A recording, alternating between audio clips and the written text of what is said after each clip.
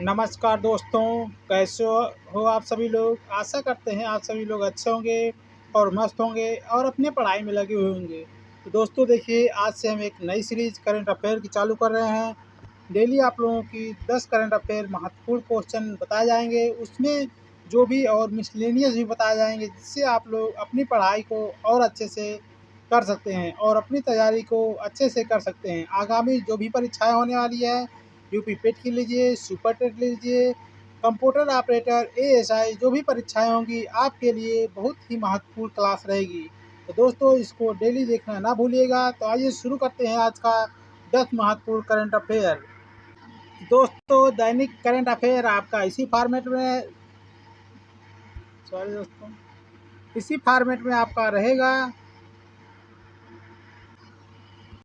Daily आपका दोस्तों 10 महत्वपूर्ण क्वेश्चन जो कि एमसीक्यूज फॉर्म में रहेगा और इसमें आप लोगों को महत्वपूर्ण जो विषय रहेंगे उसके बारे में अलग से भी बताया जाएगा।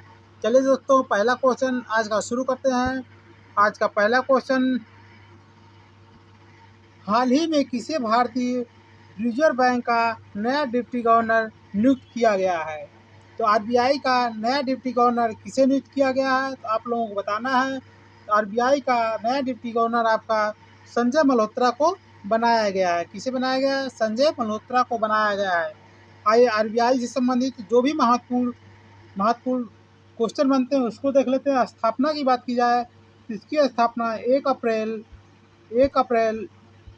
1935 में इसकी स्थापना हुई थी। आरबीआई की स्थापना 1 अप्रैल 1935 में हुई थी। यदि एक्ट पूछ लेता है किस एक्ट के तहत, तो 1934 के एक्ट के तहत आरबीआई की स्थापना हुई थी। यदि राष्ट्रीयकरण की बात करते हैं, आरबीआई का राष्ट्रीयकरण कब किया गया? राष्ट्रीयकरण देखिए 1 जनवरी 1949 कई बार इसको पूछा गया। राष्ट्रीयकरण 1 जनवरी 1949 का आरबीआई का राष्ट्रीयकरण किया जाता है। देखिए शुरुआत में इसका जो मुख्यालय होता है वो कोलकाता में होता है। कहाँ पे?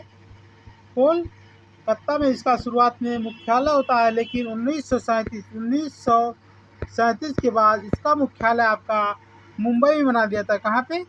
मुंबई में इसका मुख्यालय बना दिया जाता है। आइए और कुछ बात कर लेते हैं। पहले आरबीआई की गवर्नर की बात की जाती है तो कौन होते हैं, आप लोग कमेंट बॉक्स में कमेंट भी कर सकते हैं। तो ओसबॉर्न स्मिथ। क्या होते हैं? Osborne Smith. पहले आरबीआई की गवर्नर ओसबॉर्न स्मिथ। इसको भी दोस्तों कई बार क्वेश्चन को पूछा गया है। यदि पूछ लेगा पहले भारतीय गवर्नर, तो सीडी देशमुख हो जाते हैं। कौन हो जाते हैं? सीडी देशमुख हो जाते हैं। सीडी देशमुख हो जाएंगे। सीडी देशमुख। तो दोस्तों इस प्रकार आप लोगों को इतने क्वेश्चन इसमें से अलग से आप लोगों को तैयार होते रहेंगे। आइए इसका थोड़ा सा व्याख्या देख लेते हैं। इसका देखिए आपका संजय मल्होत्रा हो गए। तो केंद्र सरकार के वरिष्ठ नौकरशाह संजय मल्होत्रा 3 वर्ष की अवधि के लिए, कितने वर्ष की? 3 वर्ष की अवधि के लिए भारतीय रिजर्व बैंक के नए डिप्टी गवर्नर नियुक्त किए गए हैं। एक किसके स्थान लेंगे? टीबी रविशंकर का स्थान लेंगे, जिनका हाल ही में कार्यकाल समाप्त हुआ है। आइए नेक्स्ट क्वेश्चन की बात करते हैं। अगला क्वेश्चन है, 26 जुलाई 2026 को पूरे भारत में कौन सा कारगिल विजय दिवस मनाया गया? तो कौन से नंबर का था? तो वही बताना है। तो आपका 27वें नंबर का था। कौन से नंबर का? 27वें नंबर का था। आइए बात करते हैं जुलाई मंथ के महत्वपूर्ण करंट अफेयर। 1 जुलाई की बात करेंगे। 1 जुलाई को राष्ट्रीय डॉक्टर दिवस, क्या? राष्ट्रीय डॉक्टर दिवस मनाया जाता है। राष्ट्रीय डॉक्टर दिवस मनाया जाता है। राष्ट्रीय डॉक्टर दिवस 1 जुलाई को मनाया जाता है। अरे दोस्तों 1 जुलाई को और बात की जाए तो जीएसटी दिवस, क्या? जीएसटी दिवस आपका 1 जुलाई को मनाया जाता है। जीएसटी कब लागू हुई थी? 1 जुलाई 2017 को जीएसटी को लागू किया गया था। यदि 11 जुलाई की बात कर लिया जाए तो 11 जुलाई को विश्व जनसंख्या दिवस मनाया जाता है। और कुछ देख लेते हैं। 28 जुलाई की बात कर लेते हैं। 28 जुलाई की बात करें तो आपका विश्व हेपेटाइटिस दिवस मनाया जाता है। क्या मनाया जाता है? विश्व हेपेटाइटिस दिवस मनाया जाता है। 29 जुलाई की बात करें तो बाघ दिवस मनाया जाता है। क्या? बाघ दिवस मनाया जाता है। इसको भी आप लोग याद करेंगे दोस्तों। इस प्रकार आपका उत्तर क्या हो जाएगा? ऑप्शन बी हो जाएगा। आइए इसकी कुछ व्याख्या देख लेते हैं। भारत में हर साल 26 जुलाई को कारगिल दिवस मनाया जाता है। तो वर्ष 1999 इसी दिन भारतीय सेना ने ऑपरेशन विजय, कौन सा ऑपरेशन विजय के तहत कारगिल की चोटियों पर पाकिस्तानी घुसपैठियों को खदेड़ तिरंगा फहराया था। तो जो दोस्तों 2026 में इसका 27वां संस्करण मनाया गया। आइए नेक्स्ट क्वेश्चन की बात करते हैं। यहाँ पे दिया नीति आयोग द्वारा एसडीजी इंडेक्स 2025-26 में किस राज्य ने शीर्ष स्थान हासिल किया है। एक क्वेश्चन भी दोस्तों कई बार पूछा जाता है, कई बार इस क्वेश्चन को पूछा जाता है। जिस क्वेश्चन को आप लोग ध्यान से देखिएगा, इसको आने की प्रबल संभावना होती है। इसका ऑप्शन हो जाएगा दोस्तों केरल, ऑप्शन ए। तो देखिए दोस्तों, एसडीजी सस्टेनेबल डेवलपमेंट इंडेक्स जो होता है। आइए बात करते हैं नीति आयोग के बारे में, थोड़ा सा बात कर लेते हैं। नीति आयोग की स्थापना की बात की जाती है 1 जनवरी 2015 में। कब हुई थी? 1 जनवरी 2015 में नीति आयोग की स्थापना हुई थी। या किसका स्थान लिया था? योजना आयोग का इन्होंने स्थान लिया था। यह कैसा संस्थान है? तो गैर वैधानिक संस्थान है। कैसा है? गैर वैधानिक है। इसकी मुख्यालय की बात की जाती है, तो मुख्यालय कहाँ पे है नीति आयोग का? तो नई दिल्ली है। कहाँ पे? नई दिल्ली इसका मुख्यालय हो जाएगा। और इसके अध्यक्ष की बात की जाती है, अध्यक्ष उपाध्यक्ष की बात आती है, अध्यक्ष की बात की जाती है, अध्यक्ष की बात की जाती है तो कौन होता है? पीएम, प्रधानमंत्री इसके अध्यक्ष होते हैं, जो कि पदेन अध्यक्ष होते हैं। उपाध्यक्ष की बात की जाती है वर्तमान समय में। उपाध्यक्ष कौन है वो वर्तमान समय में? तो इसको भी आप लोग याद रखेंगे। उपाध्यक्ष हैं डॉक्टर अशोक कुमार लाहिरी। डॉक्टर अशोक कुमार लाहिरी को याद कर लीजिए, इससे भी आपका काम हो जाएगा। डॉक्टर अशोक कुमार लाहिरी आपके उपाध्यक्ष हैं। सीईओ पूछ लेता है, सीईओ कौन है? सीईओ तो नीति आयोग के सीईओ के अनुराग जैन। कौन है? अनुराग जैन इसके सीईओ बनाए गए हाल ही में। तो इसको भी आप लोग दोस्तों ध्यान रखेंगे। आइए नेक्स्ट क्वेश्चन की बात करते हैं। तो इसका देखिए थोड़ा सा डिस्क्रिप्टिव आपका केरल जाएगा। नीति आयोग की नवीनतम सतत विकास लक्ष्यों सूचकांक में केरल ने एक बार फिर से पहला स्थान बरकरार रखा। इससे पहले भी केरल था। उत्तराखंड और तमिलनाडु क्रमशः दूसरे और तीसरे स्थान पर रहे हैं। उत्तराखंड दूसरे पे और तमिलनाडु आपका तीसरे स्थान पर रहा है। यह सूचकांक राज्यों के सामाजिक, आर्थिक और पर्यावरणीय प्रदर्शन को मापता है कि कौन से राज्य में सामाजिक और आर्थिक पर्यावरण कैसा है, उसी को यह इंडेक्स मापता है। आइए नेक्स्ट क्वेश्चन की बात करते हैं। हाल ही में किस देश ने दुनिया के सबसे बड़े एकल साइट सौर ऊर्जा संयंत्र का उद्घाटन किया है? तो किसके द्वारा उद्घाटन किया गया है? तो आपका संयुक्त अरब अमीरात के द्वारा किया गया है। संयुक्त अरब अमीरात के द्वारा यह किया गया है। यूएई ने मरुस्थलीय क्षेत्र में दुनिया के सबसे बड़े एकल साइट और सौर ऊर्जा ग्रिड का संचालन शुरू किया है। यह परियोजना देश के नेट जीरो 2050 जो नेट जीरो 2050 का लक्ष्य रखा गया है, कार्बन उत्सर्जन लक्ष्य को प्राप्त करने की दिशा में एक बहुत ही बड़ा कदम है। आइए नेक्स्ट क्वेश्चन की बात करते हैं। हेनले पासपोर्ट इंडेक्स 2026 में भारतीय पासपोर्ट की रैंक क्या है? तो भारतीय पासपोर्ट की रैंक की बात की जाए तो यहाँ आपकी 21वीं रैंक है। कौन सी? 81वीं। तो ऑप्शन इसका बी हो जाएगा। 81वीं रैंक वर्तमान समय में। जून में कितनी थी? जून में देखिए दोस्तों इसकी रैंक थी 80वीं रैंक थी। हाल ही में जुलाई में जो नवीनतम रिपोर्ट आई है, यह आपकी 81वीं रैंक है। यहाँ पे दोस्तों क्या हो जाएगा? 81वीं रैंक हो जाएगा। कौन सा? 81वीं रैंक हो जाएगा। वैश्विक पासपोर्ट रैंकिंग 2026 पासपोर्ट इंडेक्स में कौन सा स्थान है? 81वां स्थान मिला है।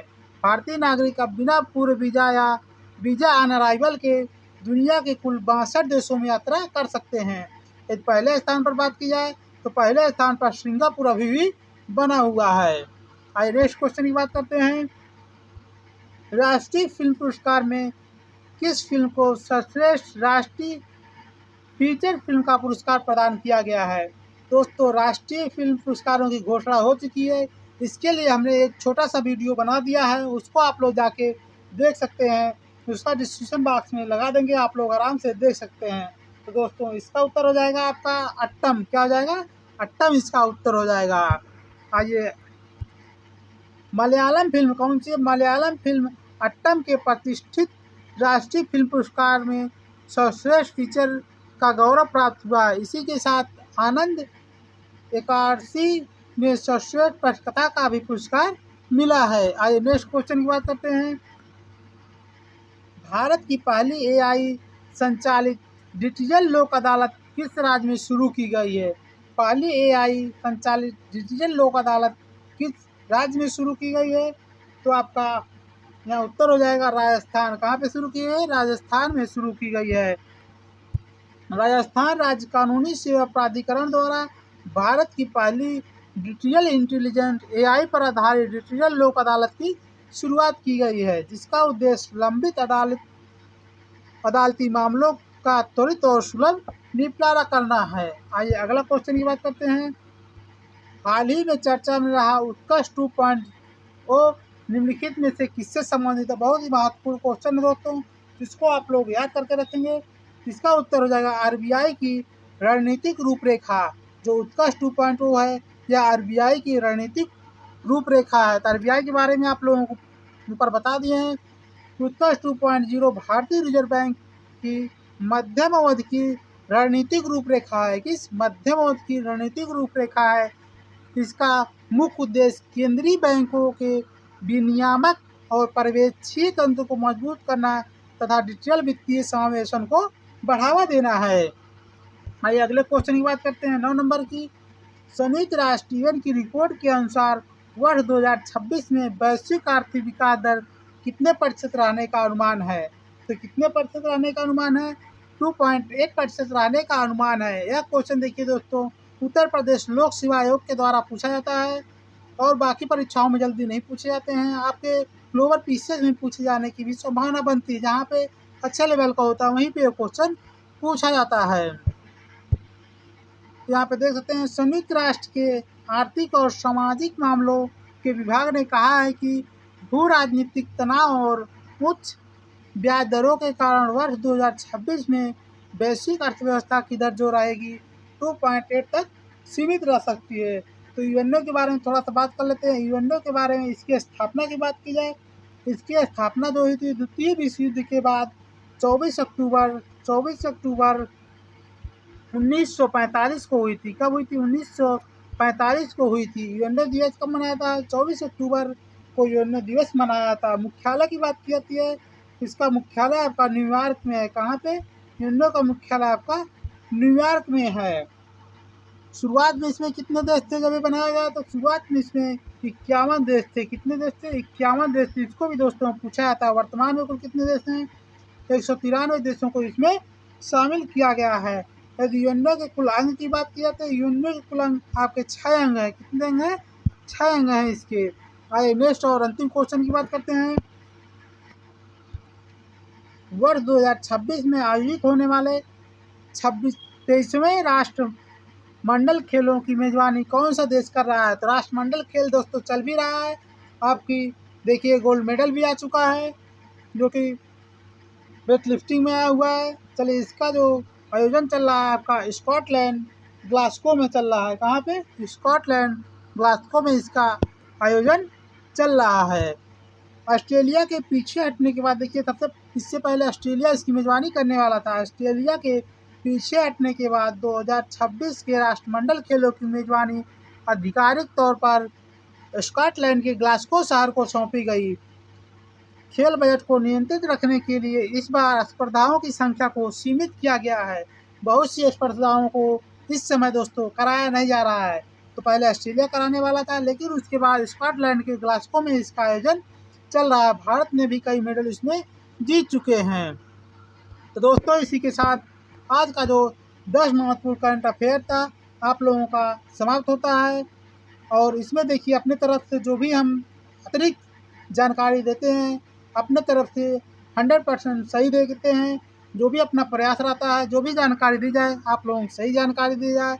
तो दोस्तों, आप सभी लोगों को वीडियो देखने के लिए धन्यवाद। आगामी प्रतियोगी परीक्षाओं की तैयारी के लिए आप सभी लोगों को ढेर शुभकामनाएं। दोस्तों, हमारा प्रयास अच्छा लगता होगा आप लोग वीडियो को लाइक करिएगा, चैनल को सब्सक्राइब करिएगा और अपने स्टडी ग्रुप में ज़रूर भेजिएगा। धन्यवाद दोस्तों।